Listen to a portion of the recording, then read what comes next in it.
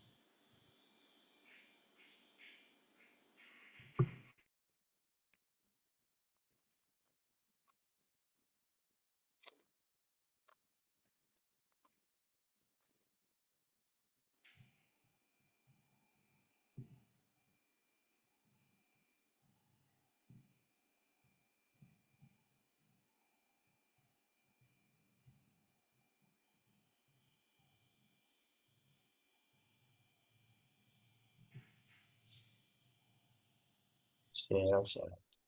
Okay ဆိုအခုကြည်နေတဲ့သူတွေက9နာရီကြာရင်စာမှာဖြစ်ပါတယ် ထိုင်းချိန်9နာရီမြန်မာပြည်ကသူတွေပါတယ် ဘန်ကောက်တိုင်းဆို9နာရီ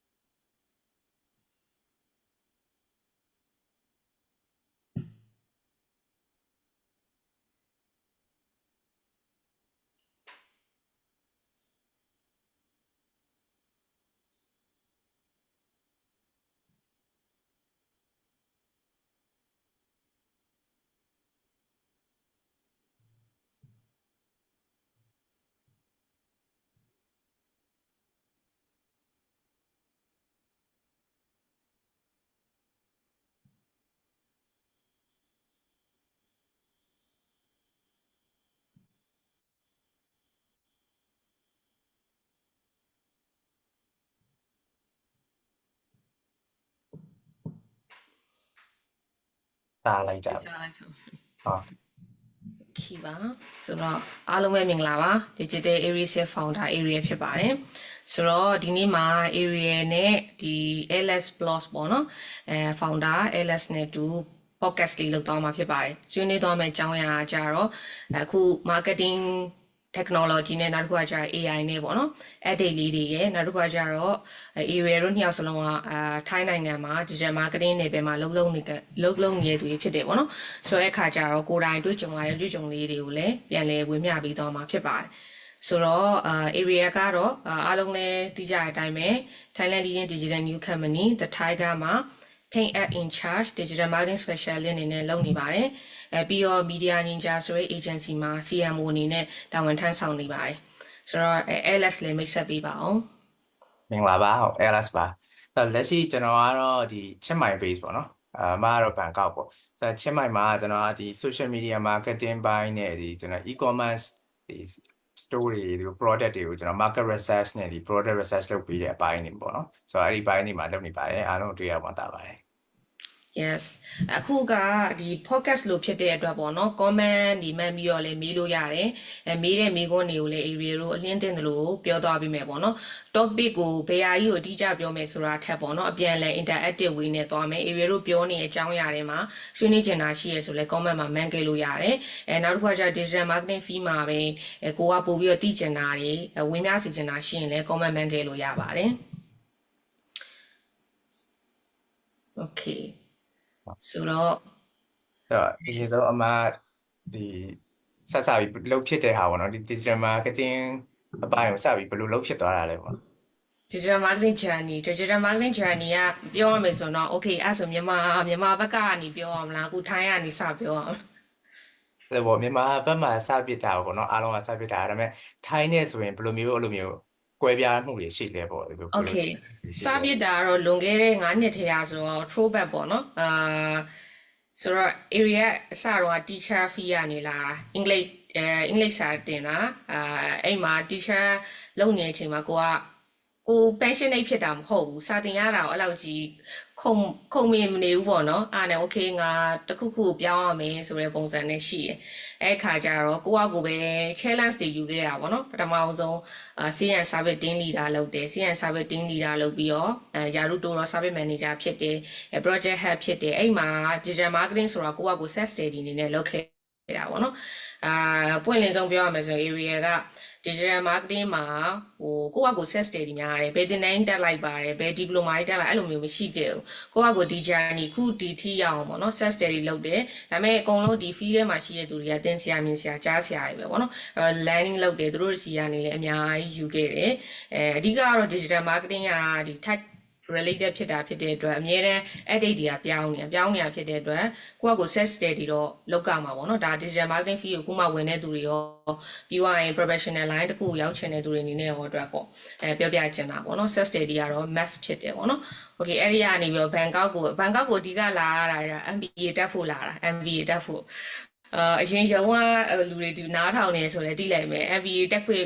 ပြုပါပေါ့နော်ဆိုတော့အရင်တော့ရုံးမှာ digital marketing head အနေနဲ့လုပ်နေရ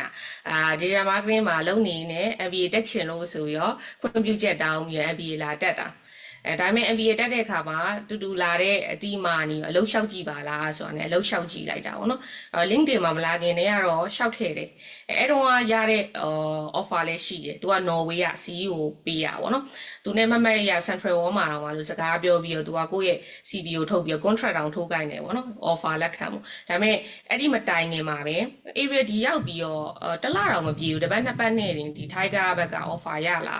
တဲ့ခါကျတော့လေထိုက်ကကြမြန်နေချက်ချင်း assignment ပေးတယ်သူတို့ရေးခိုင်းတဲ့ဥစ္စာတွေရှိတယ် SEO blog တွေအဲ့လိုမျိုးရေးခိုင်းတာရှိဆိုတော့အဲ့ဒါလည်းအဆင်ပြေတော့နောက်နေ့မှာပဲသူက interview ခေါ်တာ interview ခေါ်လိုက်တော့ okay တခါလေးစကားပြောရဲသူတို့ head တွေနဲ့လည်းပြောအဆင်ပြေရနဲ့သူတို့ကချက်ချင်း appointment ပေးပြီးတော့နောက်တစ်ပတ်လာဆင်းဖို့ပြောလိုက်တယ်အဲ့လိုမျိုးပေါ့နော် Norway နဲ့ကကြတော့အဓိကသူ့ရဲ့ workplace ကရန်ဝေးတယ်ဘန်ကောက်အပြင်ဘက်မှာလည်းဖြစ်တယ်အဲ့ဒီဟာကိုလက်မခံပြပေးနဲ့ထိုက်ကနေကိုလက်ခံပြပြီးတော့ထိုက်ကမှာပဲဆက်လုပ်လာအခုဆို2နှစ်ဝန်းကျင်ဖြစ်သွားပြီပေါ့နော်ဒါကတော့ journey ပေါ့နော်မြန်မာနေပြီးတော့ဘန်ကောက်ထိရောက်လာတဲ့ journey ဖြစ်ပါတယ်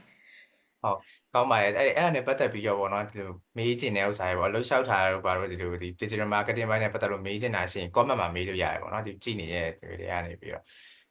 ဆိုတော့ကျွန်တော် share ပေးရရင်တော့ကျွန်တော်အဲ့ဒီကျွန်တော်နဲ့လွန်ခဲ့တဲ့9နှစ်လောက်ကပဲစဖြစ်တယ်ပေါ့နော်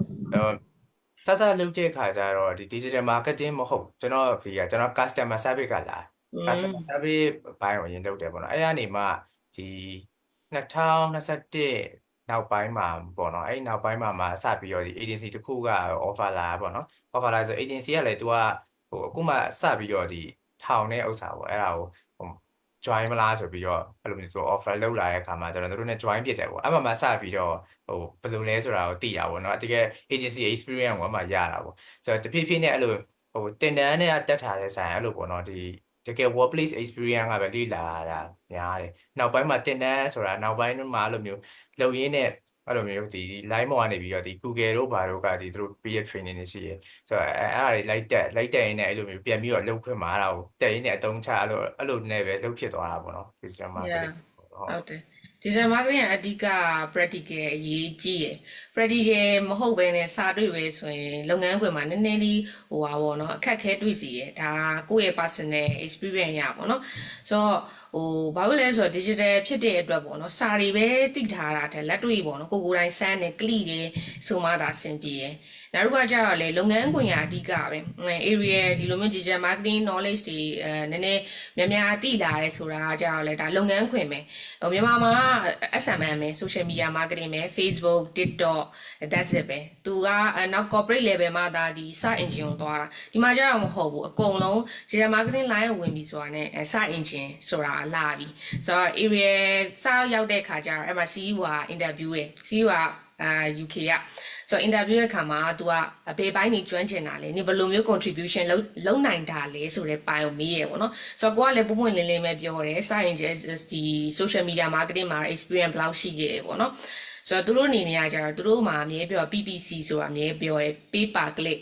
ဒီ Google ad တွေပေါ့နော်ဆိုတော့အဲ့ဒီဟာတွေရောနေဘလို့တိလဲနေဘလို့အတွေ့အကြုံရှိလဲဆိုတော့ငါအဲ့ဒီဟာကိုတော့ကိုယ်တိုင်လောက်ကြည့်ဘူးတယ်ငါလုပ်ငန်းခွင်ကငါ့ကိုစမ်းသပ်ခိုင်းလို့ဆိုတော့ကိုကကို set study လုပ်ခဲ့တယ်ပေါ့နော်ဆိုတော့ငါ campaign တွေဘလို့လုပ်ခဲ့တယ်ဆိုတော့အဓိကတော့အဲ့လောက်ကြီးအတွေ့အကြုံမရှိခဲ့ဘူးဒီလိုမလာခင်ထိဆိုတော့အဲ့ခါကျကိုဘယ်လိုမျိုးစမ်းသပ်ခဲ့တယ်ဘာတွေအတွေ့အကြုံခဲ့တယ်ဆိုတာတွေသူပြောပြโอเคအဲ့ဆိုတော့ငါတို့ဘက်ကနေနင်ကိုဒီပိုင်းတွေကိုတော့ပို့ပြီးဝေမျှပေးမယ်သင်ပေးမယ်နေလိုက်လို့ကြည့်ဆိုတဲ့ပုံစံနဲ့လုပ်ငန်းခွင်မှာသွားတာဒါပေမဲ့အရင်တိတိကျကျသင်ပေးလားဆိုအဲ့လိုမဟုတ်ဘူးသူက product campaign ရှိရဲဒီလောက်ပေးလိုက်တယ်အဲ့ကိုကကိုလုပ်ကြည့်and တခါလောက်ပဲသူတို့ဘက်က UK မှတ်မိသေးတယ် Stack UO ဆိုတဲ့ UK က PPC company နဲ့ပေါ့နော်အဲ့သူတို့ UK တွေဘက်မှာကျတော့ဒီ SEN တွေကိုအရန်လောက်တာပေါ့နော်ဆိုတော့ agency ကအဲ့ဒီဟာတီးတက်ဆိုတော့အဲ့ agency နဲ့ train ပေးသေးတယ်အဲ့မှာသူတို့ ਨੇ ဒီ keyword analysis တွေ headline တွေဘယ်လိုမျိုး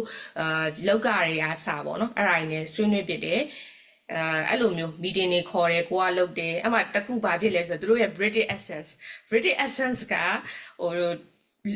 CEO British Essence ကနားလေတယ်ရုံးမှာဆိုရင် Newcastle က British Essence ရှိတယ်သူကကြတော့ဗာလေလန်ဒ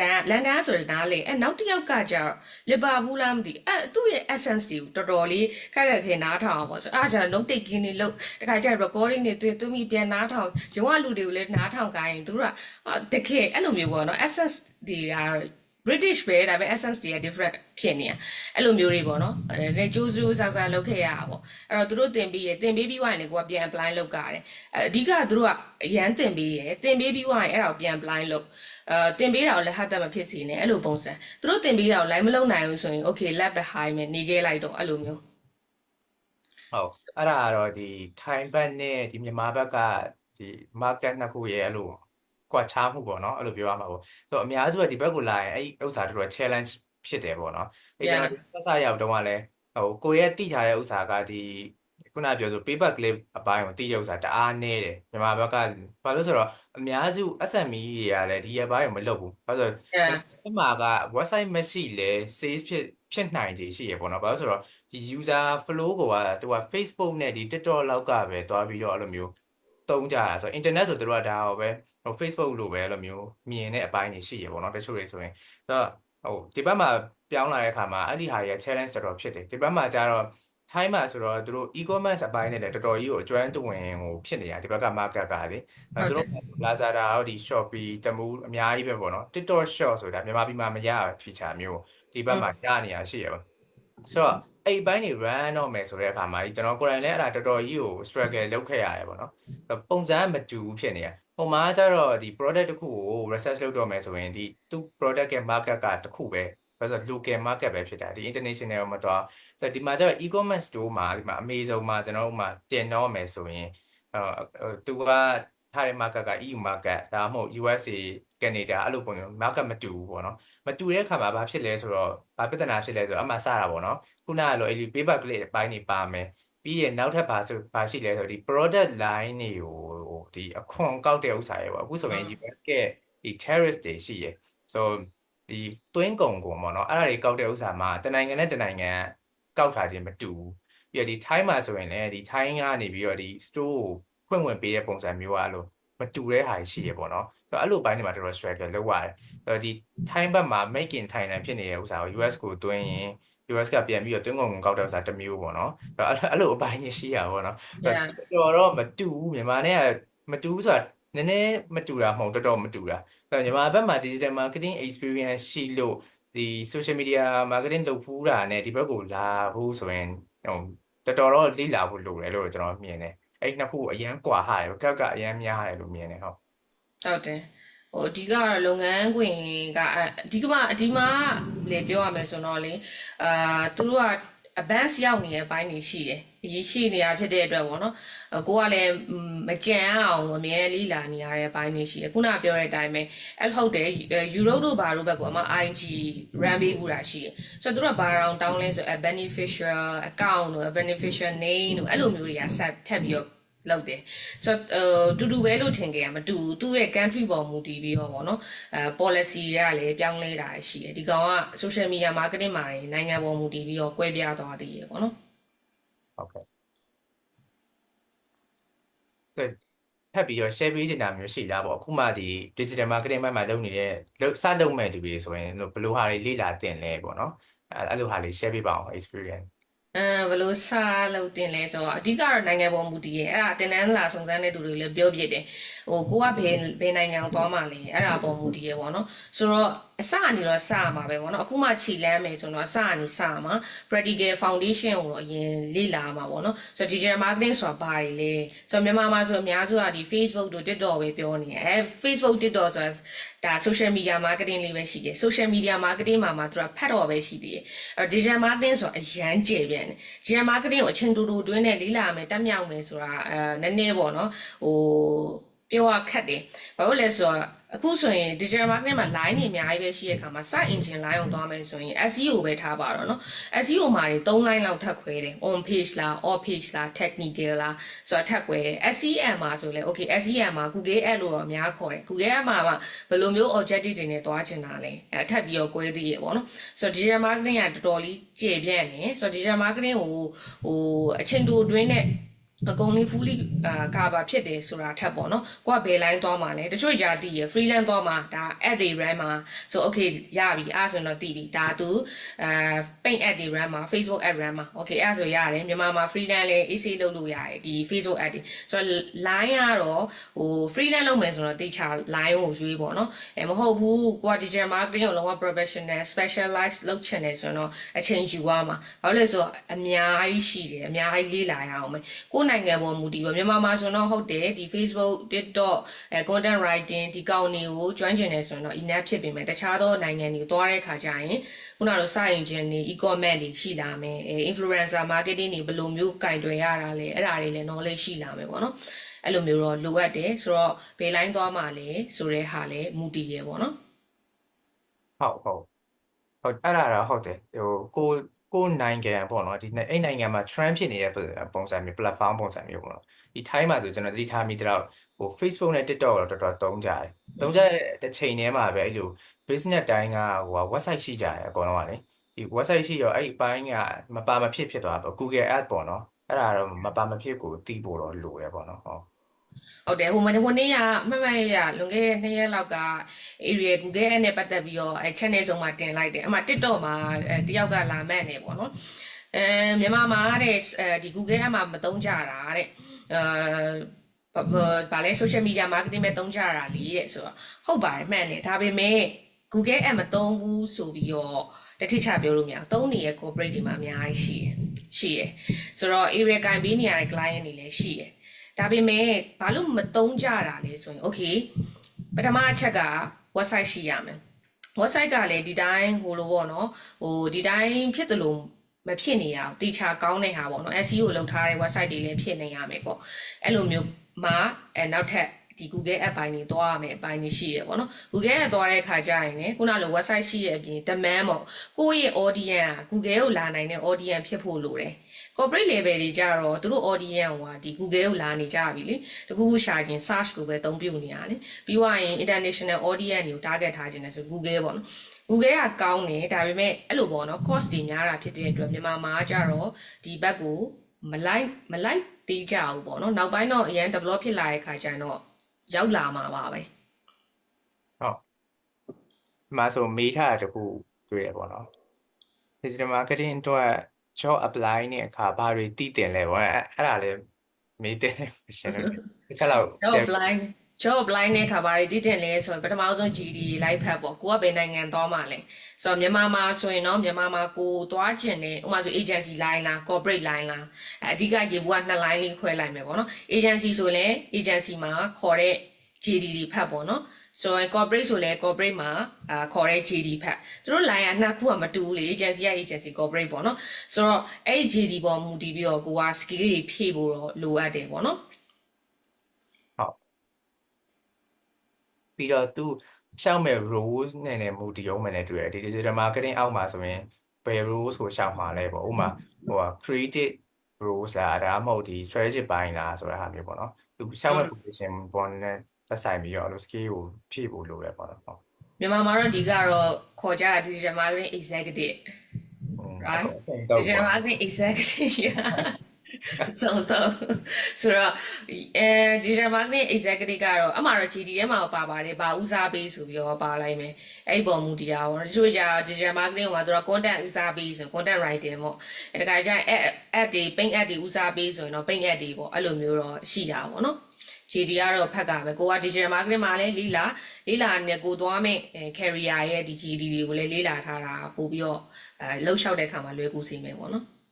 ဟုတ်ဆိုတော့အဲ့တစ်ဆက်သေးပေါ့နော်အဲ့ job apply ဆိုတော့တစ်ချက်တတိယသွားတာပေါ့လေမြန်မာပြည်က digital marketing နဲ့ပတ်သက်တဲ့ဒီ job market ကိုဘယ်လိုမျိုးမြင်မိလဲပေါ့နော်ဟိုဆဲခံရတော့ဘယ်လိုမြင်မိလဲဆိုတော့နိုင်ငံအခြေအနေပေါ်မူတည်တာပေါ့နော်အရင်တော့ပွင့်လင်းလင်းပဲပြောရမယ်ဆိုအရင်တော့ knowledge နဲ့ဆိုတော့ဟုတ်တယ် blame လုံးမိမှာပဲဘာလို့စုံတုပ်လောက်ခိုင်းနေရလဲဆိုတဲ့ပုံစံနဲ့တွေးမိမှာဒါပေမဲ့နိုင်ငံရဲ့အခြေအနေကဒီလိုမျိုးဖြစ်နေတာပေါ့နော်ဖြစ်နေရဆိုတာဒါမှလားဆိုတော့လေမှားတယ်လို့လေပြောလို့မရဘူးပေါ့နော်ဟိုဒီမှာဘယ်လိုပြောရမလဲဒီ time မှာ digital marketing ကို budget အရင်သုံးတယ်ဒီ ad budget ကအစ marketing budget ကအစသုံးတယ်ဘာလို့လဲဆိုတော့သူတို့က competitive ဖြစ်နေလို့ brand တိုင်းက social media တွေမကဘူး search engine တွေမှာရှိမယ်ဆိုတော့ e-commerce ဆိုလည်း e-commerce platform တွေမှာရှိမယ်သူတို့နေရာတွေမှာအကုန်ရှိပြီးသားဖြစ်တဲ့အတွက် budget တွေကလည်းအများကြီးသုံးရတယ်အဲ့တော့နေရာစုံအတွက် specialize လုပ်ပေးရမယ် specialist တွေလို့တယ်ဟိုမှာဆို area ကဒီရောက်မှ area specialize ယူရတာပေါ့နော် paid ad specialist digital marketing မှာ paid ad in charge paid ad specialist ဆိုတော့ digital marketing မှာအများကြီးရှိတယ် SEM သွားမလား content သွားမလားအဲ့လိုမျိုးရှိသေးတယ်ပေါ့နော်ဆိုတော့မြန်မာမှာကျတော့ specialize ယူဖို့ထက် general ကိုပိုဦးစားပေးတယ်အဲ့လိုပုံစံဘာလို့လဲဆိုတော့တယောက်တည်းနဲ့အစုံလုံးလို့ရတာပဲဆိုတဲ့ပုံစံပေါ့နော် Facebook မှာ content တင်မယ် TikTok မှာ content တင်မယ်ဒါမှမဟုတ် ad တွေ run ရမယ်တချို့ company ဆိုရင် ad runner တွေ content တွေအကုန်လုံးတစ်ခုပဲတခါကျ influencer တွေနဲ့ဒီ deal လုပ်တာတွေအစားတစ်ခုတည်းပဲပေါ့နော်level နောက်တစ်ခုပေါ့နော်သူတို့ expand လုပ်တော့အခါမှာပါ specialize ယူရမယ်ပိုင်းပေါ့နော်နောက်တစ်ခုကကျ C level လဲမူတည်ရကိုယ့်ရဲ့ role ပေါ့နော် junior level ဆိုတော့ဟုတ်တယ် general လောက်ကတာမမဘူးပေါ့နော်ဒါ area personal perspective ရပြောပြ area လဲ junior level တော့အကုန်အစုံတော့လုပ်ခဲ့ရတာ content ရေးရတယ်ပြီးတော့ sales ပါဒီ online ဥစ္စာတွေပါစစ်ပေးရတယ်ပြီးတော့ရင်ဒီ influencer တွေ interview ပေးရတယ် HR လုပ်ခဲ့ရတယ်ပြီးတော့ရင် video shooting လုပ်ခဲ့ရတယ် video script တွေရေးပေးရတယ်အဲ့လိုမျိုးတွေပေါ့နော်အစုံတော့လုပ်ခဲ့ရတယ်ဆိုတော့အဲ့ဒီဟာတွေကကိုယ့်ကို junior level မှာပညာပြည့်ဝစီခဲ့တာပဲဆိုတော့ senior level တက်တဲ့အခါကျတော့ကို passionate ဖြစ်တာပါလေ area ကကျတော့ tech related digital tools တွေကိုလုပ်ရတာကြိုက်တယ်ဆိုတော့ paint app ဘိုင်းကိုတေးသေးချာချာ focus လုပ်ပြီးလုပ်ရတာကိုကြိုက်တဲ့အခါကျတော့အဲ့ဒီကိုအချိန်ပိုပေးဖြစ်တယ်အဲ့ဒီအချိန်ကိုပေးလိုက်တဲ့အချိန်မှာပဲအဲ့ဒါ result ကောင်းမှုအတွက်ဆို content နဲ့ဆိုင်တယ်အဲ့တခု run နေဆိုတာဒီတိုင်း setting နေချိန်မပြီးဘူးသူ result ကောင်းမှုအတွက် content တွေလိုလာမယ်ဟို video လိုချင်တယ်ဆိုလဲ video ကကိုကဘယ်လိုမျိုး point of view နဲ့ရိုက်စီချင်တာလဲကိုကကျတော့ဒီ paint app specialist perspective နဲ့ကြည့်တာ content writer တို့ဒီ video ဒါကြတော့သူတို့ creative ဘိုင်းနဲ့ကြည့်တာကိုတွေကြတော့ result ပေါ့နော် result ကောင်းဘယ်လိုလုပ်ကြမလဲဆိုရင်ပုံစံနဲ့ကြည့်ရဖြစ်တဲ့အတွက် point of view တွေပြန်ပြီး share လုပ်ကြ content လိုချင်တယ်ဆိုရင်ငါကတော့ဒီလိုဘယ်လိုလိုချင်တယ်ဘာတွေထည့်ပြီးအဲ့လိုပုံစံ content writer ကိုပြောရဆိုတော့ communication ဘိုင်းမှာကိုလိုချင်တာကိုလည်းကိုပြောပြနိုင်တယ်ဘာလို့လဲဆိုတော့ဒီ content writing ဒီဘာကိုကိုတိုင်ကဒီ junior level မှာလုပ်ခဲ့တာဖြစ်တဲ့အတွက်ပေါ့နော်အဲ့တော့ဟိုအခုချိန်မှာဒီ junior level ရောက်နေတယ်အစုံတော့လောက်ကြရဲဆိုလဲအပြစ်မမြင်စေချင်ဘူး senior level ရောက်တဲ့ခါကျရင်လည်းအကျိုးရလည်းရှိမှာပေါ့နော်ဆိုတော့နောက်ပိုင်း senior level ကျရင်တော့ specialize တစ်ခုပဲယူရတယ်ဒါကတော့နိုင်ငံကြီးတွေမှာလည်း JDA ကြည့်ရင်တည်တယ်ပါယူမှာလဲဆိုတဲ့ပုံစံပေါ့နော်ဘာလို့လဲဆိုတော့သူကတစ်ခုတည်းကို focus အရန်ပေးရတယ်ဆို area ဆို paint app ဖြစ်တယ် Facebook တခုတည်း run ရတာမဟုတ် Facebook TikTok ပြီးတော့ Google ပြီးတော့ client ပေါ်မူတည်ပြီး Line app Twitter app အဲ့လိုမျိုးတွေပြီးတော့တခါတော့ပေါ်လိုက်သေးတယ်ဒါ Europe ဘက်က Reddit app အဲ့လိုမျိုးပေါ့နော် social media တိုင်းမှာ app platform တွေရှိတယ် app manager တွေရှိတယ်ဆိုတော့ကိုကအဲ့ဒီ role ကိုယူထားတာဖြစ်တဲ့အတွက်ထားပါတော့ client တခုက paint ad လို့ပြောလိုက်တာနဲ့ area ပဲအဲ့လိုပုံစံဖြစ်သွားတယ်ဆိုတော့ကိုကတခြားကျွမ်းကျင်ပါတယ် content တွေပါကျွမ်းကျင်ပါတယ် script တွေပါရေးတတ်ပါတယ်ဆိုအချိန်ပေးလို့မရတော့အဲ့ဒီဟာတွေကိုသွားပြီးရင်ကိုယ့်ရဲ့ဒီ specialize ယူထားတဲ့ဟာမှာသွားထိကြိုက်သွားတယ်ပေါ့နော်ဒါက junior level နဲ့ senior level နဲ့ကွာခြားချက်လို့တော့ area ထင်မြင်မိရပေါ့နော်ဟုတ်တယ်ဆိုကျွန်တော်စပြီးလုပ်တော့လည်းလို့ design တွေပဲဆွဲခဲ့ရတယ်ပေါ့နော်အဲ့ဒါတခုကတော့ကောင်းသွားတဲ့ဟာကျတော့ design မှာဆွဲတတ်သွားတယ်ပေါ့နော်တကူကြီးကကြအဲ့လိုမျိုးကအကောင့်ပိုင်းအကောင့်တစ်ပတ်မှလုပ်တဲ့အခါကျတော့ဘယ်လိုတခုတော့ကောင်းလဲဆိုတော့ဒီ design ပိုင်းနေပါတယ်နည်းနည်းနားလေသွားတဲ့ခါကျတော့ဒီဒီဇိုင်နာတွေနဲ့ပြောရဆိုရတဲ့ခါမှာနည်းနည်းဟို align ဖြစ်တယ် yes yes အဲ့လိုမျိုးဟုတ်တယ်အဲ့လိုပေါ့အဲ့ဒါကြောင့် digital marketing fee ကကျေတယ်လို့ပြောတာပေါ့နော်အချိန်တိုတိုနဲ့အချိန်တိုတိုနဲ့လေ့လာလို့ရလားဆိုတော့ရတယ်အခြေခံ foundation ဒါပေမဲ့ professional တရားအနေနဲ့ရပ်တည်မယ်ဆိုတော့လေ့လာစရာကြီးအများကြီးထပ်ရှိအောင် set study လောက်ကမှာရှိအောင်ပါပေါ့နော်ဟုတ်တယ်တို့ကလည်းအဲ့လိုအချိန်ချင်းတစ်ပြေးညီပြောင်းနေတာဆိုတော့ဒီ platform တွေပေါ်မှာ social media marketing ဆိုရင်လည်းဒီ platform တွေပေါ်မှာလိုက်ပြီးတော့ဟိုသူ policy အတိုင်းအောင်လိုက်ပြီးတော့ပြောင်းနေတာအဲ့လိုမျိုးရှိ yes yes ဟုတ်တယ်ဟိုတလောတော့ဆို Facebook မှာ thread မှာ add လို့ရပြီအဲ့လိုမျိုးတွေပေါ့နော်ဆိုတော့ Facebook မှာ Facebook ဆိုတာတဲ့ Meta ရဲ့အောက်မှာ Facebook ဒီ Instagram thread WhatsApp ရှိတယ်သူကလည်းသူ့ရဲ့ဒီ platform တွေအကုန်လုံးကို marketing ဆင်းနေတာအဲ့တော့ thread ကရပြီအဲ့လိုမျိုးတွေပေါ့နော်အဲ့ခါကျရင်အခုဆိုရင် thread မှာ follower ကောင်းကောင်းရနေတဲ့သူတွေဆိုလည်းရှိတယ်ပေါ့နော်ဆိုတော့သူသွားတဲ့အရွေးကိုကိုယ်တွေက like နေရတဲ့ပုံစံရှိတယ်ဟုတ်ကျွန်တော်ကတော့များသောအားဖြင့်အဲ့လိုရွေးပေးပြတဲ့အခါမှာဆိုရင်ဒီ client ပေါ်မှာမူတည်ရဲပေါ့နော် client သူ product ကဘာလဲပေါ့သူ market ကဘာလဲပေါ့အဲ့ပေါ်မှာမူတည်ပြီးတော့ပဲဒီ platform ကိုအဓိကအဲ့လိုမျိုးထားပြီးရွေးပြတယ်ပေါ့နော် yes တခါလေကျရင် platform မှားတာမျိုးလည်းရှိရလေဒီဟိုထားပါတော့ဒီ cosmetic brand တခုကဒီ Instagram တို့ဒီ Facebook တို့ကိုရွေးမဲ့စားတော့ဘာရွေးလဲဆိုတော့ Twitter လိုဟာမျိုးကိုရွေးလိုက်တာမျိုးပေါ့ LinkedIn လိုဟာမျိုးကိုရွေးရဲဆိုရင်ဆိုတော့ LinkedIn တို့ဘာတော့မှများသောအားဖြင့်ဒီကကြတော့ဒီ company တွေကသူတို့ရဲ့ဒီ company ရဲ့ present ကိုဒီမှာရှိဖို့အတွက်ကိုလို့ထားတာများတယ်ပေါ့နော်ဒီပြီးတော့ job recruitment အတွက်လုပ်တာများတယ်ဆိုတော့တစ်ဖက်မှာ Twitter ကြတော့လည်း brand တွေမရှိဘူးမဟုတ်ရှိရဒါပေမဲ့ Twitter ကြတော့ tech အပိုင်းကိုသွားတာများတယ်ဒီ technology နဲ့ပတ်သက်တဲ့ဒီ brand တွေဒီ phone တို့အဲ့လို accessory အဲ့လိုပုံစံပိုင်းတွေကဒီ Twitter မှာများတယ်ပေါ့နော်ဒီ cosmetic brand တွေဆိုရင်တော့ဒီ TikTok တို့ဒီ Instagram တို့ကိုတော့ရွေးပြတယ်ကျွန်တော်ဆိုတော့အဲ့လို client မူတည်ရပေါ့နော်အဲ့ဒါလည်းဟုတ်တယ်ဟိုတခါရဲဆက်လို့တချို့ client တွေကြတော့အကုန်သွားချင်တာအဲ့လိုရှိတယ်မှားလားဆိုမမှားပါဘူးဒါပေမဲ့အရင်ဦးဆုံးပေါ့နော်ဘယ်လိုပြောရမလဲပထမဆက်ချင်းမှာအကုန်လုံးဖြန့်ကျက်ထားမယ့်စာတစ်ခုကိုရီးယားခုနပြောရကို ALS ပြောတဲ့အတိုင်းပဲပေါ့နော်ဘယ်ဟာ focus လုပ်မှာအဲ့ဒါကိုရပြီအချိန်ရပြီဆိုမှကျန်တဲ့ဟာဖြန့်ကျက်တာပိုကောင်းတယ်ပေါ့နော်ဆိုတော့ခေတ်ပေါ်မူတည်ပြီးတော့သူတို့က like ပေါ့နော်ဘယ်လိုမျိုးလဲဆိုတော့သူများရဲ့ YouTube လုပ်တယ်ဆို YouTube လုပ်တယ် YouTube လုပ်တယ်ဆိုတော့သူတို့ရဲ့ product ကအဲ့ YouTube သွားမယ် product မဟုတ်နေသေးဘူးအဲ့လိုပုံစံ YouTube ကကြတော့ဟုတ်တယ်သူ့ရဲ့ပုံစံ social media မှာလည်းသူ့ရဲ့ပုံစံမတူဘူးရောဆိုတော့TikTok ဆိုရင် video သူက reach အသားပေးဆိုတော့ကို brand က awareness လိုတယ် reach တွေလူများများလိုတယ်ဆိုတော့ okay TikTok သွားလို့ရတယ်conversion drive လုပ်မယ်ဆိုရင် TikTok ကအားမပေးဘူးဘာလို့လဲဆိုတော့သူ့ရဲ့ဒီ audience ရဲ့ပုံစံကအဲ့လိုဖြစ်နေတာ Facebook ရဲ့ audience ဒါ purchase လုပ်နိုင်တယ်အဲ့လိုပုံစံပေါ့နော်ဆိုတော့ကိုသွားမဲ့line ကလည်းကိုယ့်ရဲ့ product ပုံမူတည်ကြည့်ပြီးတော့ရွေးရတဲ့အပိုင်းကြီးရှိတယ်ဟုတ်တယ်ဟုတ်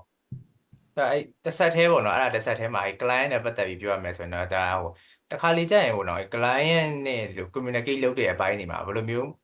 handle လုပ်လဲပေါ့ handle လုပ်လဲဆိုအဲ့လိုခုနကလို့ပေါ့တချို့ client တွေကအဲ့လို platform အစုံသွားခြင်းတယ်ဆိုတော့ကျွန်တော်အရင် client အဟောင်းတယောက်ဆိုရှိရသူတို့ product တော့မပြောတော့ဘူးပေါ့နော်ဒါကတော့ confidence တော့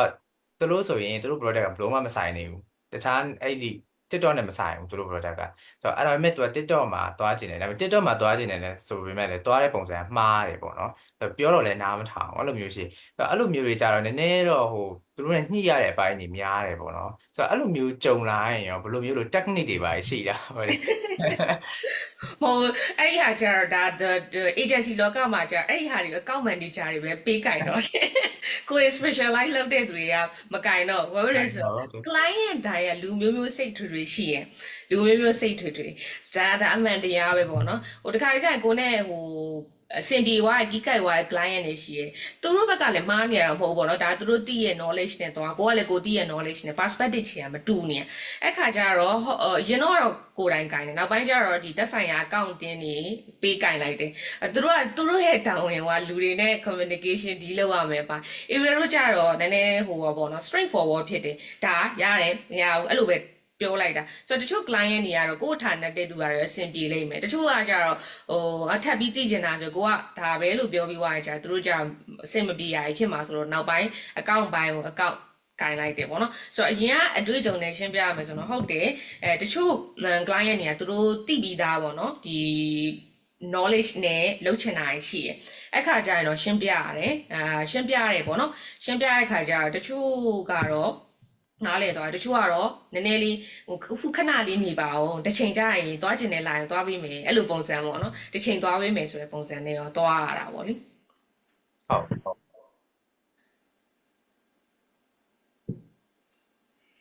အဲ့တော့ထပ်ပြီးတော့ဗာ share ပေးချင်တာရှိသေးတာပေါ့နော်ဒီ digital marketing နဲ့ပတ်သက်ပြီးတော့ share marketing နဲ့ပတ်သက်ပြီးတော့ဘယ်ပိုင်း share ပြီးရင်ကောင်းလဲ အခုအဲ့ဆိုဟိုဘိုင်းကိုသွားလိုက်မယ်ကျွန်တော် AI tools တွေဘိုင်းရောလို့ ကောင်းနေရ digital marketing နဲ့ပတ်သက်ပြီးတော့အဲ့လိုမျိုး tools တွေကိုလက်ရှိမှာတကယ်လုပ်ငန်းခွင်မှာပေါ့နော်ဒီ time မှာဆိုရင်ဘယ်လောက်အဲ့လိုမျိုးဟိုတကယ်ပြည့်ပြည့်သုံးနေပြီလဲပေါ့မြန်မာပြည်မှာတော့သုံးတာတော့ရှိတယ်ဒါပေမဲ့အများစုက traditional ဆန်တယ်ပေါ့နော်သွားရမယ်ဆိုဒီဒါကိုသုံးတာလဲဆန်ဘာဖြစ်လို့နောက်တစ်ခုကျတော့လေ AI tools တွေမှာကမြန်မာလိုရတဲ့ဥစ္စာတွေတော်တော်လေးကို limited ဖြစ်သေးတယ်ပေါ့နော်အခုချိန်ဆိုတော့မြန်မာ agency အနေနဲ့သုံးဖို့တော်တော်လေးတို့အတွက် challenge ဖြစ်နေတဲ့အပိုင်းတွေရှိရဲဆိုရယ်ဆိုတော့ဒီ Bangkok မှာဆိုရင်အဲ့လိုမျိုးဘယ်လောက်ထိကြည်ကြည်ပြန့်သုံးနေရမျိုးရှိလဲပေါ့နော်လုပ်ငန်းခွင်အရာဆိုရင်ဟုတ်ရှိရဆိုတော့ဒီမှာကောင်းသူ့ရဲ့ pros and cons ပြောပြပေးမယ်ပေါ့နော်ဒါကတော့နည်းနည်းတိကျရတဲ့သူတွေနည်းမှာဆိုလို့သုံးတယ်တော်တော်များများကိုသုံးတယ်ဒီမှာနားထောင်နေသူကြားဘူးခြင်းမှာကြားဘူးမဲ့ AI နေရာစသုံးတယ်ပေါ့နော် Canva တို့ဘာလို့အဲ့ကောင်တွေကြာဘာမှာသုံးလဲဆိုတော့ဒီ writing တွေမှာသုံးတယ်ပေါ့နော် Area တို့ကြာ international department နဲ့ Thai department ရှိတာဖြစ်တဲ့အတွက်ဒီ English department ပေါ့နော် international department ကတော့အဓိကအဖြစ်တော့ content တွေက English လိုပဲ produce လုပ်တာဖြစ်တဲ့အတွက် AI tools သုံးတာအဆင်ပြေဒါက tools တွေသုံးတဲ့ကဏ္ဍရှိသလိုတကယ် SEO content တွေက AI ကိုရှောင်ပြီးတော့လူနဲ့ကိုရေးတာဘာဖြစ်လဲဆိုတော့ pros and cons ပေါ့နော်ဆိုတော့ဒီ Google တို့ဘာလို့ဒီရကြတော့ကိုရီထက်ဟို advance ရောက်နေလို့ဒီ AI tools တွေတောင်သူတို့ကတီထွင်တဲ့သူတွေဆိုတော့ကိုရီဒီစာတပုတ်ကို AI နဲ့ရေးလာမရေးလားဆိုသူတို့ကောင်းကောင်းသိတယ်ဒီ tag လုပ်လို့ရတယ်ဆဲခါကျ SEO မှာစကားရမ်းပြောသွားတယ်ပေါ့နော်area တို့ဒီမှာလည်းအတိုင်းပဲပုံမှန်ဒီတူဒီဆိုရင် okay AI သုံးပြုလို့ရတယ်ဒါပေမဲ့အဲ့ကောင်က SEO အတွက်သွားမယ်ဆိုလူနဲ့ပဲရေးတယ်တကယ် writer တွေပေါ့နော်အတွေ့အကြုံရှိတဲ့ writer တွေနဲ့ရေးတယ်ဆိုတော့ဘာဖြစ်လို့လဲဆိုရင်သူတို့စစ်တဲ့ခါကျရင် Google မှာလည်းစစ်တယ်ပေါ့နော်စစ်တယ်ဆိုရင် AI နဲ့ရေးထားတာဆိုရင်သူက SEO ဘိုင်းမှာနည်းနည်းဟိုအနောက်ရှက်ဖြစ်တယ်ပေါ့နော်ပြောချင်တာ result သိမကောင်းတတ်ဘူးလူနဲ့ရေးတဲ့ဟာမှာဒါပို့ပြီးတော့ result ကောင်းတတ်တယ်အဲ့လိုပုံစံဆိုတော့အချိန်ပေးတဲ့ writer တွေ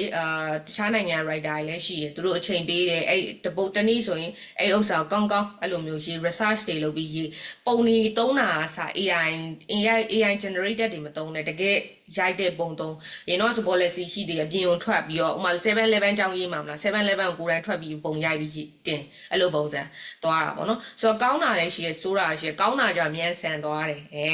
ဒါပေမဲ့တကယ် result driving လုပ်တဲ့အခါမှာကျတော့လူနဲ့သွားတာပိုပြီး result ကောင်းတယ်အဲ့လိုပုံစံမျိုးရှိတခါတော့ဂျုံလိုက်တည်အဲ့မှာpolicy ပေါ့နော် AI နဲ့လုပ်တဲ့ website တွေဆိုရင်ဒီ Google ဘက်ကနေဟိုဖြတ်ချပစ်တာတို့အဲ့လိုမျိုးတွေအထိကိုကြုံဘူးတယ်ပေါ့နော်အဲ့တော့ဆိုရင်ရုံးမှာအော်တောင်းတင်းဖြစ်တာပုံနေဆိုရင်ဖြုတ်ချအဲ့လိုမျိုးတွေအထိကိုဖြစ်သွားဘူးတယ်ပေါ့နော်ဆိုတော့ AI ကတော့ဒီမှာတုံးကြတယ်သူညာနဲ့သူပေါ့နော်ဒါပေမဲ့ဟိုလူသုံးမှဖြစ်မဲ့အရာတွေတော့လူပဲသုံးသေးရပေါ့နော်အဲ့လိုမျိုးလေးတော့ရှိတယ်ဟုတ်ဆိုတော့ platform ရဲ့ policy ပေါ်မှာမူတည်ပါပေါ့နော်ရနောက်ပိုင်းမှာကြားတဲ့လို့ YouTube ဘက်မှာလည်းဒီလိုမျိုးဟိုတချို့ video တွေဆိုရင်အကုန်လုံးက automate ပေါ့နော်ဒီ AI နဲ့လုပ်လို့ရတာမျိုးရှိတယ်အဲ့ဒါမျိုး monetization ပေးမလျှောက်တာမျိုးလာပြီးတော့ကြားရအခုထိတော့မလာသေးဘူးအဲ့လိုမျိုးကြားနေရတယ်ဆိုတော့ဟုတ်တယ်မြန်မာမှာတော့အများသောအားဖြင့်ကဟိုဒီ social media နဲ့ပတ်သက်တဲ့ဒီ tools တွေတော့သုံးကြတယ်ဒီ automation ပေါ့ AI automation သုံးတာတွေ့ရကျွန်တော်ဆိုရင် buffer တို့အဲ့ဒါမျိုးစမ်းဖို့ပဲပေါ့နော်ဒါဆိုရင်တော့ဒီ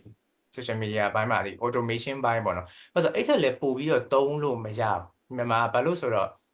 AI tools တွေမှာမြန်မာလိုမရတဲ့အပိုင်းတွေကတော်တော်ကြီး limited ဖြစ်တယ်အဲ့ social media နဲ့ပတ်သက်ပြီးတော့ထုတ်ထားတဲ့ tools တွေမှာမြန်မာလိုမရနေတာပေါ့နော်အဲ့တော့အဲ့လို automate လုပ်တဲ့အပိုင်းလောက်တော့ဟိုတော်တော်များများတည်ပြန်တော့သုံးနေရမျိုးရှိတယ်ကျွန်တော်ဒီမြန်မာပြည်မှာလုပ်ခဲ့တဲ့အထိပေါ့နော်ဆိုတော့ time မှာတော့ corporate ထဲမှာလို့မလုပ်ဘူးသေးတော့မသိဘူးပေါ့နော်အဲ့ဒါမေးစီဆိုတော့ဟိုဗီဒီယိုတွေကစရင်တော့ဆို subtitle ထိုးရင်လူနဲ့ထိုးတာပေါ့အခုဆိုရင်တို့ကဗီဒီယိုမှာ AI generate တွေပါတယ်ဆိုတော့အဲ့လိုမျိုးတွေသုံးတယ်ဆိုတော့ဟို English လိုပဲပြောတယ် presenter တွေကလည်း English လိုပဲပြောတာဖြစ်တဲ့အတွက် AI သုံးတဲ့အခါမှာတော်တော်လေးအဆင်ပြေလာတဲ့ဘိုင်းတွေရှိတယ်အဲ့လိုမျိုးပေါ့နော်ဆိုတော့မြန်မာဟုတ်တယ်ဒါပေမဲ့မြန်မာဒီဘယ်လိုပြော subtitle ပါတဲ့ app ဒီ AI software တွေမှာနှစ်မျိုးရှိမယ်တခုကမှားဟို free ရမယ်ဒါပေမဲ့စလုံးပေါင်းနေမှားနေရရှိမယ်ကောင်းကောင်းမှန်တာလို့ကျင်တယ်ဆိုရင်ပတ်စံဈေးကြီးပေးဥပမာဆို NVIDIA တို့ဘာလို့ဆိုဈေးကြီးရယ်ပေါ့နော်အဲ့လိုပုံစံတော့ရှိရယ်ဟုတ်တစ်ဆက်တည်းမှာပေါ့နော်အဲ့ဒါပြီးတော့ခုနကပြောတော့ SEO ဒီ blog post တွေအကြောင်းကိုပြောတော့ဟိုပါပေါ့နော်အခုနောက်ပိုင်းမှာဒီ AI နေပေါ်လာတဲ့အခါမှာSEO ကတည်သွားပြီပေါ့နော် SEO is dead ဆိုပြီးတော့လို့ပြောရမျိုးရှိရဲ့အဲ့ဒါခုနကတည်းမှာတော့အဖြေတော့တစ်ဝက်တစ်ပိုင်းတစ်ပြက်စတော့ပါသွားမယ်လို့ထင်တယ်ပေါ့နော်တချို့ဘိုင်းတွေမှာလူသုံးတဲ့အပိုင်းတွေလည်းရှိတယ်ဒီအဲ့လိုဆိုတော့အဲ့ဒါပေါ်မှာဘယ်လိုမြင်လဲပေါ့အခုနောက်ပိုင်းနောက်လာမဲ့အဲ့လိုမျိုးဘယ်နှစ်လောက်ကြာ9နှစ်10နှစ်လောက်ကြာတဲ့အခါမှာဒီ SEO ဘိုင်းဘာဖြစ်သွားနိုင်လဲပေါ့ဒီ SEO SEM ကတော့လူလောက်အောင်ပါပဲမလုပ်လို့မရဒါပေမဲ့ SEO ဘိုင်းကနောက်9နှစ်နဲ့10နှစ်အတွင်းမှာသူ AI နေတိုးတက်လာတော့ဘယ်လိုဖြစ်သွားနိုင်လဲပေါ့နော်area တကယ်ချင်းနေအတိအရဲမှာ SEO တကယ် guru တွေရှိရပေါ့နော်အခုကိုတော်စင်တို့နောက်တစ်ခုကကြာထိုက်ကမှာရေးလို့ဆိုဒါ area ရဲ့မိတ်ဆွေတွေပဲပေါ့နော်ဆိုတော့သူတို့အဲ့လိုပြောရင်သူတို့ကြိုက်မှာမဟုတ်ဘူး AI အမှန်ပြောရင်လေပုံပွင့်လင်းလင်းပြော SEO AI လို့ဖို့စားထိုးဖို့ဆိုတာတကယ်လက်တွေ့ on ground လုပ်နေတဲ့သူတွေအနေနဲ့ကကြာဒါတော့နည်းနည်းလေးစဉ်းစားစရာလို့တွေးလိုက်အမှန်ကပိတ်ရသမားတွေကတော့နည်းနည်း replace ဖြစ်နိုင်တယ်။ဘာဖြစ်လို့လဲဆိုတော့ Facebook ad လုပ်လိုက်တယ်ဆိုရင်အကုန်လုံးက setting တွေကသူချိန်ပြီးသား right so အဓိကနောက်ပိုင်း area ရဲ့ perspective ပေါ့နော်ဆိုတော့အဲ့ setting တွေက AI နဲ့လုံးအခုဆိုရင်တချို့တော့ targeting ဘိုင်းနေမှာ तू က advantage audience setting တွေသုံးလာတယ်အဲ့လိုမျိုးဒါ AI ကို तू drive လုပ်နေရပဲအဲ့ဟာကို area Korea ကျတော့ manually ပြန်ပြီးတော့လုပ်နေရတာပေါ့နော်အမှန်နောက်ပိုင်း तू ကအဲ့လိုမျိုးကိုရီလူနေနဲ့သွားမှာကြာ performance marketing ပေါ့နော်ဒီ paid ad တွေရဲ့ next level က performance marketing performance marketing မှာလူပါမှာဘာလို့လဲဆိုတော့ performance appraisal တွေလုပ်ကြတာဆိုတော့ performance measurement metric တွေကြည့်ပြီးတော့ video view တွေကဘယ်လိုဖြစ်နေလဲ CPR အဲ့ campaign တွေပေါ်ကြည့်ပြီးတော့ analysis လုပ်တဲ့အခါမှာလူကပါမယ်ဆိုတော့ advanced မှာလူသုံးရမယ့်နေပေရတော့ရှိသေးတယ် SEO မှာလည်းအတိုင်းပဲ SEO ကတော့ area အနေနဲ့ကကျတော့ဒါဒီ guru တွေလောက်တော့သုံးသက်ချက်ဟုတ်ချင်မှာဟုတ်မယ်ပေါ့နော်ဒါပေမဲ့ SEO on page လုပ်ဘူးတွေနေတဲ့သူကြတော့ခုနလိုပေါ့နော် AI ကအစားထိုးလို့မရဘူးလားဆိုတော့တချို့တော့နေရာတွေမှာလွယ်ကူစီတာ result ကောင်းမှုအတွက်ဆိုရင်တော့လူကပါအောင်ပါပဲပေါ့နော်ဟုတ်ကဲ့နောက်တစ်ခုကကျ SEO မှာအများကြီးရှိသေးတယ်လေ link building တွေရှိသေးတယ်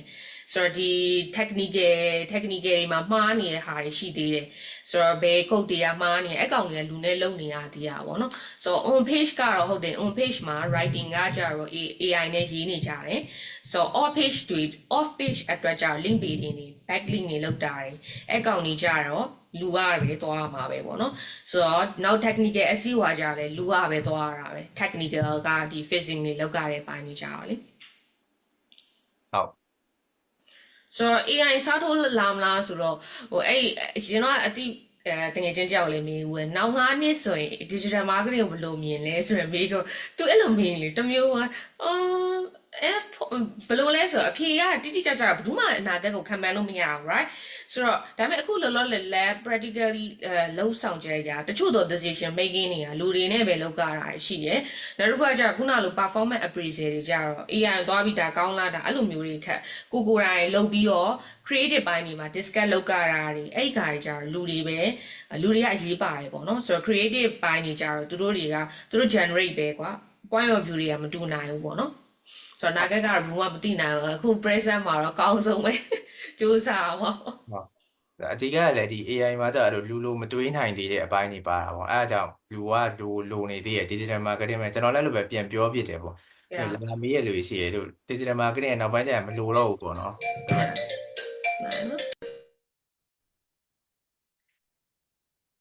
ဟိုမှာနောက်ပိုင်းကျရင် junior roles တွေပျောက်လာမယ်လို့ပါတော့ပေါ့နော်ဟိုမှာ designer တွေဆိုရင်တိတာလာတယ်ပေါ့နောက်ပိုင်းမှာဒီ marketing field မှာဆိုလို့ခုနကလိုပြောတဲ့ဒီ AI generate photo တွေပေါ့နော်အဲ့ဒါမျိုးတွေပေါ့ ChatGPT လို့ဟာမျိုးဆိုရင်အခုဆိုစာတွေပါမှန်တာမျိုးရှိရပေါ့နော်ဒီထုတ်လိုက်တဲ့ဒီ infographic ကနေစာတွေပါမှန်လာဒါပေမဲ့တခုရှိတာအဲ့ဒါတွေ creative level တော့မရောက်သေးဘူးကျွန်တော်မြင်ရတဲ့လောက်ကတော့အဲ့ရောက်ဖို့ကလည်းနောက်9နှစ်10နှစ်လောက်နေရင်တော့မှရောက်ဖို့ဆိုတာဒီအရင် advance ဖြစ်လာရင်တော့မပြောတတ်ဘူးပြောနော်yeah ဒီထိကတော့ရောက်ဖို့တော့မမြင်ဘူးကျွန်တော်တော့အဲ့လိုမျိုးပြော ဆိုတော့အဓိကကတော့အဲ့ဒီဟာအဲ့လိုမျိုးပေါ့နော် replace လုပ်ခံရမယ်ဆိုတာထက်အဲ့ AI မျိုးအသုံးပြုပြီးတော့ကိုဘယ်လိုကောင်းအောင်လုပ်မလဲလို့တွေးရင်တော့ပို့ပြီးတော့release ဖြစ်မယ်လို့တော့ထင်တယ်ဟုတ်တယ်အခုဆိုရင်ပို့ပြီးတော့ChatGPT ရှိလာဖြစ်တဲ့အတွက်တခုသိချင်တယ်ဆိုရင် ChatGPT မှာမေးလိုက်တယ်အဲ့ဒါဆိုကိုယ့်အတွက်အကူအညီထောက်ပူရတယ်အဲ့လိုပုံစံပေါ့နော်ကိုယ့်အတွက်ပို့ပြီးတော့မြန်ဆန်အောင်ပေါ့ AI ထုတ်တဲ့သူတွေကလည်းသူတို့အများနဲ့ဒီပြောပါတယ်စကားတွေထဲမှာထည့်ပြောတယ်လူတွေအတွက်ပို့ပြီးတော့ efficient ဖြစ်ဖို့ပေါ့နော်အဓိကတော့အဲ့လိုပါပဲဟုတ်တယ်ဟုတ်အခုနောက်ပိုင်းဆိုရင်လည်းတော်တော်လေးအဲ့လိုမျိုး policy တွေကလည်းနိုင်ငံအလိုက်ကိုတက်လာတာမျိုးရှိရပါတော့ဒီ AI နဲ့ပတ်သက်ပြီးတော့ yeah ဘိုင်းနဲ့တူပေါ်ဖြစ်လာပြီမြန်မာပြည်အဲ့တော့မြန်မာပြည်နဲ့ပတ်သက်တဲ့ဟာတွေနည်းနည်းမေးမယ်ပေါ့နော်ဒါပေမဲ့ AI ကိုရဲ့ AI မှာအရင် specialist အဲ့လိုမျိုးရောမဟုတ်ပေမဲ့ဒီမြန်မာပြည်နဲ့ရှင်ရင်ရောဘယ်လိုမျိုးမြင်လဲပေါ့နော်ဒီ digital marketing ဘိုင်းမှာအဲ့လိုမျိုးတုံးနေတဲ့ဥစ္စာမျိုးတွေပေါ့ AI ကိုပေါ့ AI ရောပေါ့ AI ပတ်ဝန်းကျင်ရပဲပြောပြပြီးနိုင်တယ်ပေါ့နော်အများကြီးတော့မသိဘူးတချို့အဖွဲ့အစည်းလည်းသုံးရင်သုံးနိုင်မှာပေါ့နော်ဆိုတော့ဒီ Thai Nation တော့အဲ့လောက်ကြီးတော့မသုံးကြဘူး apply မလုပ်ကြဘူးပေါ့နော်ဆိုတော့ChatGPT တော့သုံးမယ်ပေါ့နောက်တစ်ခါကျတော့ဒီအခုဆိုရင် Photoshop တို့ဘာတို့မှာ generate လုပ်လို့ရတဲ့ဟာလေး function တွေပေးလာပြီအဲ့လိုမျိုးပေါ့နော်အဲ့ဒါကြီးသုံးကြမယ်အဲ့လိုပုံစံပေါ့အများကြီးထဲထဲဝင်ဝင်တော့သုံးတာတော့မတွေ့သေးဘူးပေါ့နော်ဟုတ်ဆိုတော့အဲ့ဒါဆိုရင်ကျွန်တော်တကယ်လို့ဒါ join နေလူတွေရှိရနေမေးခွန်းလေးတွေအဲ့လိုမျိုးမေးတာရှိရင်ဖြည့်ပေးလိုက်မယ်ပေါ့နော် yeah ပေးလို့ရပါတယ်မေးခွန်းမေးလို့ရပါတယ်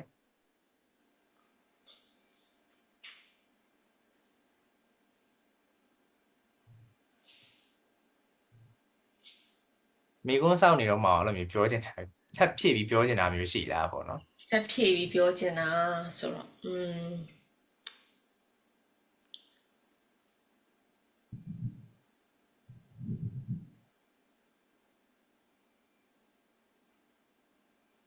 လောလောလတ်ကတော့မစမ်းစားဘူးတော်တော်လက်ကတော့တော်တော်တော့ဒါဟိုပြောမယ်ဆိုရင်တော့နည်းနည်းတော်တော်ပြည့်စုံပါပါဖြစ်နေ generally ရပါတော့တကယ်တကယ်ဟိုထဲထဲဝင်ပြောမယ်ဆိုရင်တော့အများကြီးရှိအောင်ပါပေါ့အဲ့ဒီ yeah ဘိုင်းနဲ့ပတ်သက်ပြီးတော့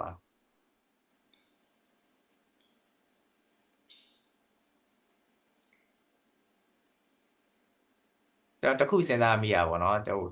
confirm တော့ဖြစ်တယ်လက်ရှိကကျွန်တော်အဲ့ဒီမှာ bachelor တခုတက်နေရရှိရယ်ဆိုတော့ဒီ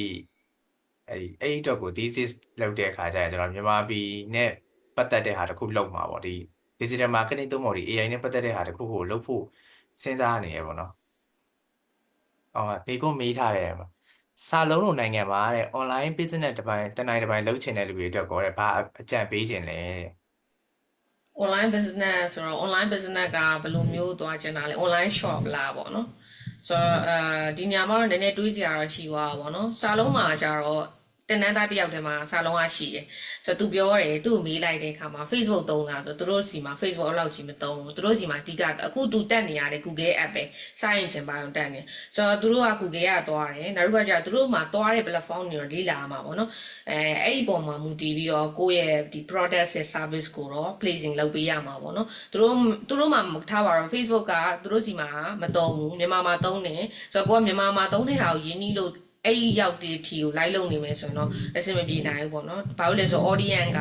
အဲ့ဒီပုံမှာမရှိတဲ့အတွက်ပေါ့နော်။ audience ရှိတဲ့ပုံမူတည်ပြီးတော့ live လုပ်တင်တယ်လို့တော့အကြံပေးချင်တာပေါ့နော်။ဟုတ်ကျွန်တော်နည်းနည်းဖြည့်ပြောပေးပါပေါ့နော်။ Yeah ပြောပါ။ဟုတ်ပါလေ။ဒီ online business ဆိုတော့ဒီ product နဲ့တွားမယ်ဆိုရင်ဒီတချို့ကောင်းတဲ့အချက်စုဟွာပေါ့နော် pros and cons ပေါ့နော်ကောင်းတဲ့အချက်မကောင်းတဲ့အချက်ပေါ့စာလုံးမှလုံးမယ်ဆိုရင်စာလုံးဆိုရင်တော့ဒီအာဆီယံပေါ့နော်ဒီအရှေ့တောင်အာရှရဲ့ market ထဲမှာပါတယ်ကျွန်တော်တို့ထဲမှာဆိုရင်တခုကောင်းတာကြတော့ကျွန်တော်တို့ဒီ online ကနေပြီးတော့ဒီစာလုံးတစ်ခုလည်းမဟုတ်ဘဲနဲ့တခြား market တွေမှာထိုင်းမြန်မာဒီအာဆီယံနိုင်ငံတွေကို market ကို target ထားမယ်ဆိုရင်ဘာကောင်းလဲဆိုတော့သူတို့ရှိမှာအဲ free trade အတွက်ကို agreement ရှိထားတယ်ဆိုတော့ဒီ free trade ဆိုတော့ကျွန်တော်ကဟိုခုနကကျွန်တော်ပြောသလိုပေါ့နော် e-commerce store ဆိုရင်ကျွန်တော်တို့တွေဟိုတွင်းကုန်ကောက်တယ် Europe တို့ဒီ US တို့ကဒီဘက်ကကျွန်တော်အာဆီယံဖြစ်ဖြစ်စာလုံးပဲဖြစ်ဖြစ်မြန်မာပဲဖြစ်ဖြစ်ထိုင်းပဲဖြစ်ဖြစ်တို့ကတွင်းကုန်ကောက်တယ်ဒါပေမဲ့တခုကောင်းတာစာလုံးကနေပြီးတော့ဒီအာဆီယံ market ကိုပြင်ပြီး target ထားမယ်ဆိုရင် တွင်းကုန်ပေးစရာမလိုအဲ့ရဟို custom ရှိမယ်နော်သူတို့ဘာလို့ဒီဟိုတန်ဖိုးဖြည့်ကုန်တော့ပါဒါတွေကတော့ပေးရလိမ့်မယ်ဒါပေမဲ့တွင်းကုန်တီးတန့်ကိုအဲ့ကို product ကိုပေးစရာမလိုတဲ့ခါမှာအဲ့တခုကအားတာရဲ့ခါမှာဟိုကိုကဈေးအများကြီးဟိုတင်စရာမလို competitive ဖြစ်တယ်ဟိုသူများနဲ့ရှင်ပြီးတော့ fight လို့ရတယ်ပေါ့နော်ဆိုတော့အဲ့အပိုင်းကတော့အားတာချက်ရှိရဲ့အာဆီယံဒါပေမဲ့တခုရှိတာကိုက Amazon လိုဟာမျိုးမှာဒီ store ဖွင့်မယ်ပေါ့ online business ကိုဟိုကို product ကို Amazon လိုဟာမျိုးမှာရောင်းမယ်ဆိုရင်တော့အဲ့ဒါမျိုးဆိုရင်တော့သူ့ရဲ့ policy ရှိလာပြီတော့ Amazon ကဆိုတော့ဒီ global သုံးတာ global သုံးတဲ့ဟာမှာ US market ကို target ထားရမယ်ဆိုရင်အဲ့အတွက်ကိုတွင်းကုန်ကိုအမျက်ကြံအောင်ပေါ့ဒီအမျက် margin ကြံအောင်အဲ့တွင်းကုန်ပိုးပဲထက်ကောက်ဖို့လိုတယ်အဲ့ဒါကြီးတွက်ဖို့လိုတယ်ဆိုတော့အဲ့ဒါတွက်တဲ့ tools တွေရှိတယ်ဟိုကိုယ်တိုင်ကအဲ့ဒါကြီးအရင်သိနေကြမလို့ဘယ်လို tools တွေနဲ့တွက်လို့ရတယ်ကျွန်တော်ဆိုလည်းမသိဘူးပေါ့နော်ဘာလို့ဆိုတော့သူကဟိုနိုင်ငံတစ်ခုတစ်ခုကိုကောက်တဲ့အခွန်ကအဲ့လိုဥပမာအခုဆိုရင် US မှာဆို trade war ဖြစ်နေတယ်ပေါ့နော်ဥပမာတရုတ်ကိုကောက်တဲ့အခွန်ကပြောင်းနေတယ်ခဏလေးမှာ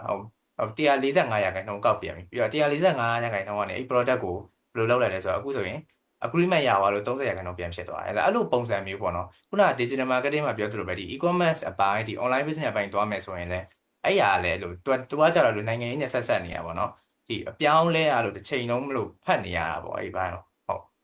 yes ကျွန်တော်ဖြေတဲ့ဥစ္စာဟိုအဆင်ပြေလားမသိဘူးဟိုထက်သိကျင်နေဆို messenger လာခဲ့တော့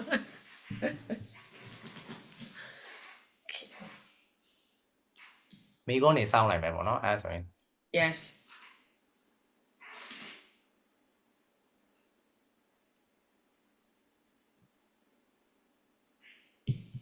ဒါဘူးမိကုန်း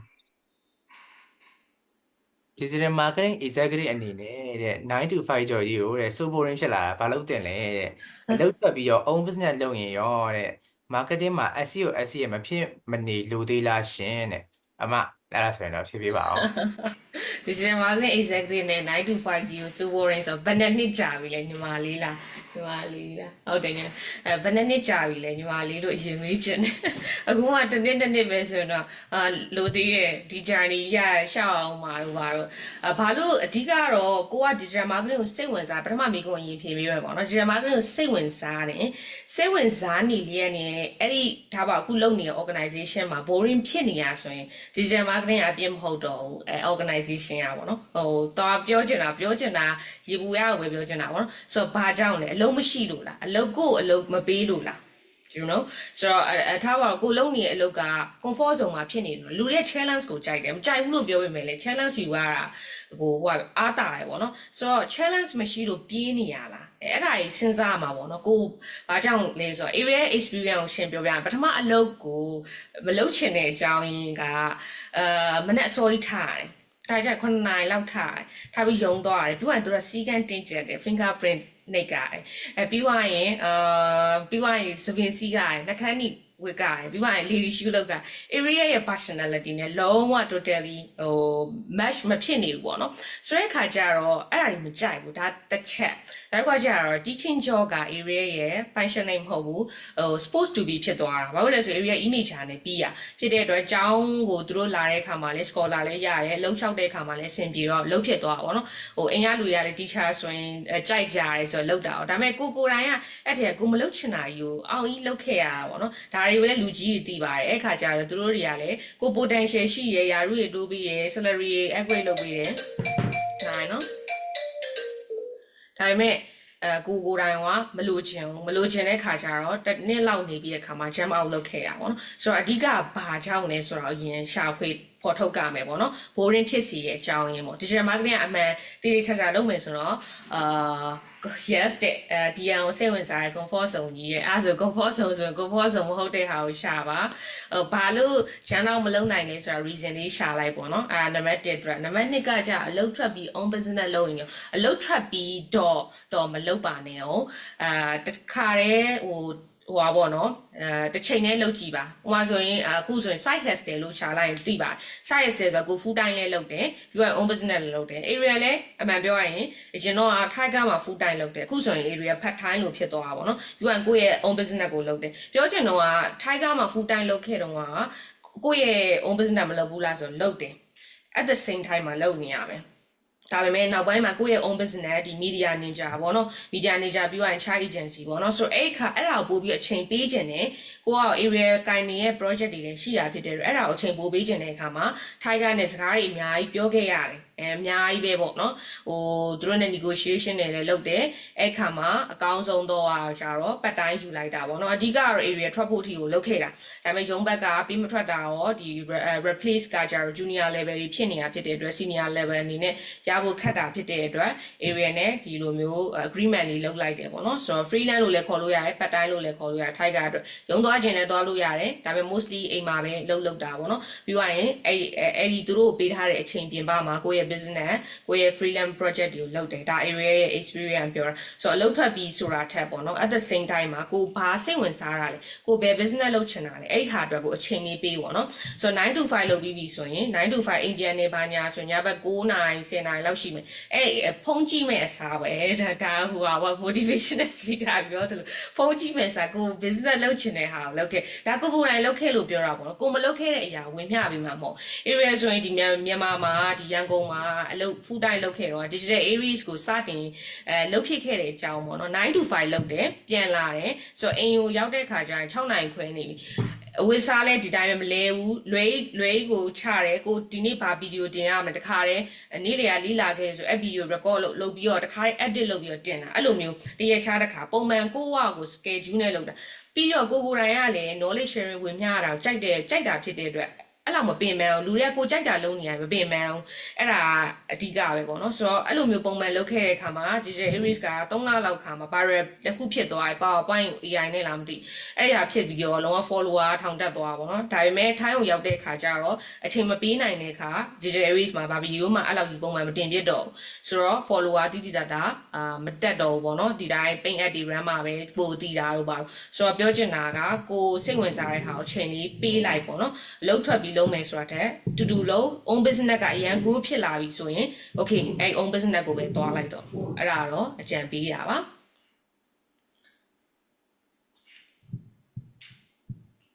4 point စောင်းလိုက်မယ်နော် yes sir ဒီနေ့ကြံနေရဆိုတော့อืมမိကုမေးလို့ရပါတယ် digital marketing နဲ့ပတ်သက်တဲ့ဟာ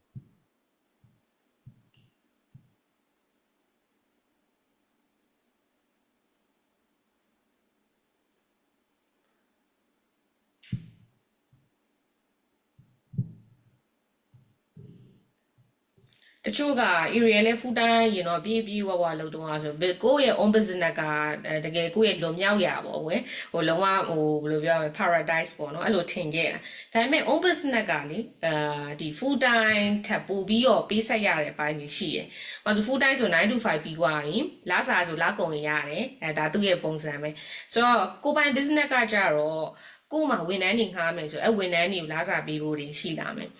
အများကြီးစဉ်းစားရတယ်ပေါ့နော် okay project တွေပါဆိုလဲ project တွေဆို short term ရှိမယ် long term ရှိမယ် okay short term နဲ့ပဲပြီးသွားပြီဆိုအဲ့ဟာအတွက်ဘယ်လိုမျိုး replace လုပ်ကြမလဲအဲ့ဒါတွေကစဉ်းစားရတယ်ပေါ့နော်ကို business grow ဖြစ်ဖို့အတွက်က marketing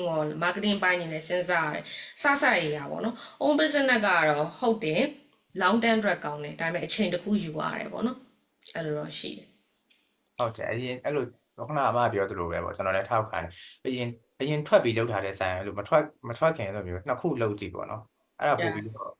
အလုပ်ဖြစ်လားအလုပ်မဖြစ်ဘူးလားပေါ့ဟုတ်တယ်အလုပ်ဖြစ်လားမဖြစ်လားပေါ့နော်ဆိုတော့အမြန်ဟောမှာဖြစ်တော့ risk အမြန်ယူစရာမလိုဘူးပေါ့ဘာဖြစ်လို့မြန်မာပြည်ရဲ့အခြေအနေနဲ့လည်း risk ယူဖို့ကနည်းနည်းတော့စဉ်းစားတာကောင်းတယ်ပေါ့နော်ဟုတ်လားဆိုတော့နေရာမျိုးမှာကျွန်တော်တို့ထွက်လိုက်ပြီးတော့ကိုယ် own product ကိုလုပ်တယ်ဆိုရင် market ကလည်းအရင်ကြီးရဟို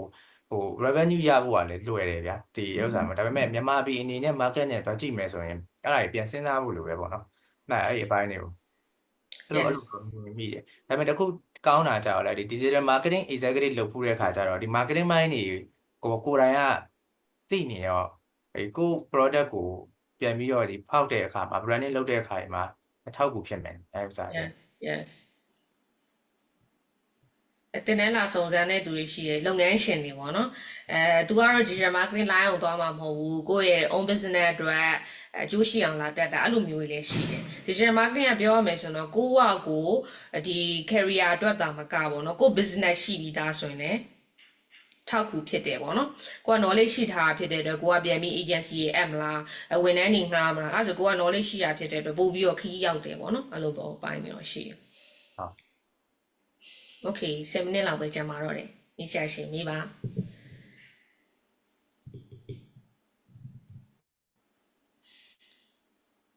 မေးလို့ရပါတယ်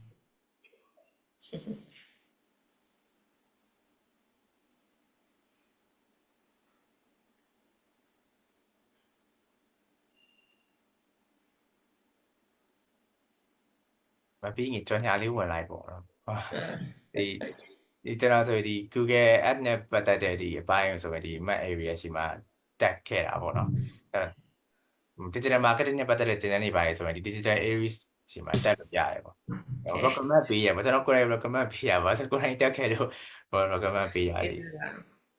ကျေးဇူးတင်ပါတယ်အဓိကကတော့ area အမြဲပြောပြတယ်ဟိုတင်နန်းသားတွေထဲမှာဟိုလိုတငယ်ချင်းတွေလိုဖြစ်နေတဲ့သူတွေတောင်ရှိတယ်ဒါမေးအဲ့လိုမျိုးပေါ့နော်ပြောချင်တာဟိုတူတူ communicate ပေါ့နော်လုပ်ပြီးတော့ကောင်းအောင်ပဲသွားချင်တယ်ပေါ့နော်ဆိုအဲ့လိုမျိုးပုံစံတော့ရှိတယ် ဟုတ်တင်တန်းနေမှာလည်းအဓိကအဲ့လို hand on experience နဲ့တင်တဲ့ဥစ္စာကိုကျွန်တော်ပိုသဘောကျတယ်ပေါ့နော်ဒီစာတွေထက်ဆိုင်စာတွေကတော့လူတိုင်းတင်လို့ရတယ်ဘာလို့ကျွန်တော်လည်းအခုချိန်တင်တန်းဖွင့်ပါမယ်လေသိကြဖွင့်လိုက်လို့ရတာပဲလေနော်ဒါပေမဲ့အဲ့လို hand on experience ကြတော့ဒီတကယ် fee ထဲမှာလုပ်ဖူးတာဒီမြန်မာဘက်ကောဒီတခြား market မှာအဲ့လိုမျိုးလုပ်ဖူးတဲ့အဲ့လိုမျိုး experience နဲ့ဆိုရင်ပို့ပြီးတော့ဟိုဖြစ်တယ်ဟိုကျွန်တော်ပို့စင်ပြေတယ်ပေါ့နော်တကယ်လုပ်နေရတဲ့ဥစ္စာကိုမြင်ရတယ်ပေါ့နော် yes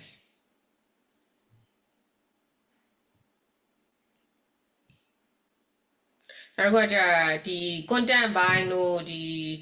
ဒါပါတော့ script တို့အဲ့လိုမျိုးတွေကြတော့ကိုတွေးပြီးရေးတာပေါ့နော်တွေးပြီးရေးရတယ်theory တည်ရဘာတွေပါမလဲဆိုတာတည်ရင်ရပြီဒါပေမဲ့ digital tools တွေကကြာကင်ဘူးမှတည်တာကင်ဘူးမှဆိုတာလေကလိဘူးမှ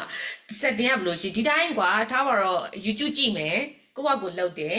ဆိုရင် that's it ပြီးသွားပြီဒါပေမဲ့တကယ်မှာ technical မှာ problem တွေဖြစ်လာတတ်တယ် issue တွေတက်လာအဲ့ခါကျရင်တကယ်တွေ့ကြုံမှုတဲ့သူကမှဒါကိုဘယ်လို solve လုပ်မှာလဲအဲ့ဒါပဲပေါ့နော်အဓိက experience စကားပြောရဲဆိုတာလေအဲ့ဒါပဲဥပမာဆို Facebook မှာလည်းဒီဟို issue ကိုတက်တယ်အဲ့ခါကျတော့ area လို့ကြာဒီဥစ္စာကိုနှစ်ပေါင်းများစွာလောက်လာဆိုဒါဆိုဘာ issue လဲတန်းသိရကွာဘယ်လို solve လုပ်ကြမလဲအဲ့လိုမျိုးပေါ့နော်အဲ့ဒါကြီးလေကွာတာပေါ့နော် digital ကတော့ကင်နေတဲ့သူဟာမှာပို့ပြီးတော့အဆင်ပြေမယ်နောက်တစ်ခုကကြတော့ဟိုဟာတင်နန်းသားတွေထဲမှာရှိရဒီ business ပြီးသွားပြီသူတို့ကFacebook app ကိုပဲ advanced တက်ချင်တာလာပြီး request လုပ်ကြအဲ့ခါကျရင်ပုံဝင်လင်းလင်းပြောတယ် okay advanced ကဘာလို့တက်ချင်တာလဲလုပ်ငန်းခွင်မှာလိုနေပြီလားမဟုတ်ဘူးကျွန်တော်သိချင်လို့ပို့ပြီးတော့တက်ထားချင်လို့အဲ့ဒါကျွန်တော်အားမပေးဘူးဘာလို့လဲဆိုတော့ practical ကရပြီကိုစမ်းလို့ရပြီအဲ့ဒီဟာနေ experience ယူတော့အဲ့ခါမှာလုပ်ငန်းခွင်တွေမှာတကယ် advanced လိုတယ်ဟိုမှာဆို Metabase install လုပ်တာတွေ tracking လုပ်တာတွေအဲ့ကောင်တွေကမှတကယ်လုပ်ငန်းခွင်မှာလိုပြီဆိုရင်မှ okay YouTube ကြီးကြည့်တာလဲအဆင်မပြေတော့ဘူးဆိုမှသင်ပေးမယ်အဲ့ဒါဆိုတကယ်လို့သင်ပေးရတာရမလိုဘဲနဲ့သင်ပေးလိုက်သူတစ်ချိန်မိမှာပဲအဲ့ဒီအောင်ပြန်ပြီး apply လုပ်လို့မရအောင်လေပြန်ပြီး apply လုပ်လို့ရတဲ့နေရာမရှိနေတာဖြစ်တဲ့အတွက်ပေါ့နော်အဲ့လိုဖြစ်ရနောက်တစ်ခုကကျတော့ဒီ tag တွေမှာ advance ရောက်လာတာနဲ့အမျှ area ကိုယ်တိုင်ကြုံတွေ့ရ YouTube မှာတိတ်ပြီး sharing မလုပ်တော့မှာ performance marketing လို့ရှာလိုက်ရင်တစ်ခုနှစ်ခုလောက်ပဲကောင်းကောင်းရှိတယ်။ကျန်တဲ့ဟာတွေဆိုမရှိတော့အဲ့လိုပေါ့နော်။ data tracking နေ Google test ဆိုရင်တော့ Google test ဆိုတော့ကောင်းကောင်းရှိတယ်။အဲ့ advance ရောက်လာလေဟို resource တွေကရှာခက်လေပဲ။အဲ့လိုမျိုးတော့ရှိတယ်။ Okay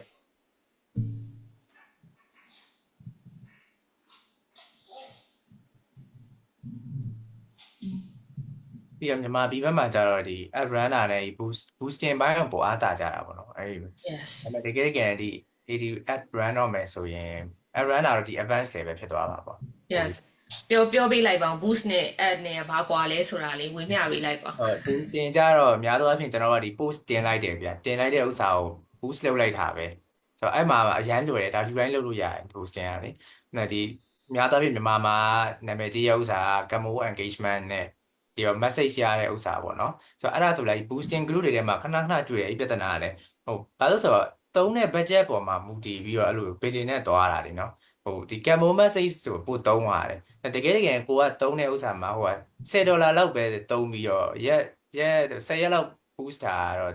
မကောင်းဘူးเนาะအဲ့ဒါမျိုးဆိုရင်တော့ boost မှာလည်းလို့ရှိရပါအဲ့ဒါမျိုးဆိုလည်း client နဲ့တစ်ခါကျရင်ပြောရတာနည်းနည်း ဟိုဖြစ်တယ်မြန်မာပြည်ဘက်က client အများစုကဒီ SME တွေများတော့အဲ့ဘက်ကိုမသုံးချင်ဘူးတိတ်ပြီးတော့သုံးချင်ဘူးဆိုတာဒါပေမဲ့တခုရှိရာ